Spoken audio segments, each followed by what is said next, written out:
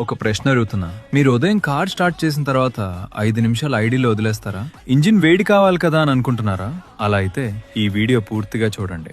ముందుగా ఒక విషయం క్లియర్ చేసుకుందాం. ఇప్పుడు మనం వాడుతున్న కార్లు పాత కార్లు కావు. ప్రతి మోడర్న్ కార్లో సెన్సర్లు, ఫ్యూల్ ఇంజెక్టర్లు మరియు ఇంజిన్ కంట్రోల్ యూనిట్ ఉంటాయి. కోల్డ్ స్టార్ట్ సమయంలో ఇంజిన్ స్మూత్ గా పనిచేయడానికి ఇంజిన్ కంట్రోల్ యూనిట్ కొంచెం రిచ్ ఫ్యూల్ మిక్చర్ ను సిలిండర్ లో స్ప్రే చేస్తుంది. ఎందుకంటే చల్లని ఇంజిన్ లో ఫ్యూల్ పూర్తిగా బర్న్ కావడం కష్టం. ఇక్కడే అసలు విషయం మొదలవుతుంది. మీరు కార్ ను 5 నిమిషాలు ఐడిల్లో ఉంచితే ఇంజిన్ పై లోడ్ ఉండదు. టెంపరేచర్ నెమ్మదిగా పెరుగుతుంది. ఫ్యూల్ పూర్తిగా బర్న్ కాకపోవచ్చు. కొన్ని సందర్భాల్లో అది ఇంజిన్ ఆయిల్ తో కలిసే అవకాశం ఉంటుంది.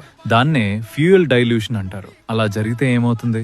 ఆయిల్ క్వాలిటీ తగ్గుతుంది, లూబ్రికేషన్ తగ్గుతుంది, మెటల్ టు మెటల్ ఫ్రిక్షన్ పెరిగే ఛాన్స్ ఉంటుంది, మరియు కార్బన్ డిపాజిట్స్ కూడా పెరిగే అవకాశం ఉంటుంది. ఇక్కడ ఒక ముఖ్యమైన విషయం, చాలా తక్కువ టెంపరేచర్స్ ఉన్న ప్రాంతాల్లో లేదా చలికాలంలో కోల్డ్ స్టార్ట్ చాలా అవసరం. ఆ సమయంలో 30 సెకండ్ల నుంచి 1 నిమిషం వరకు ఇంజిన్ ఐడిల్లో ఉంచడం మంచిది.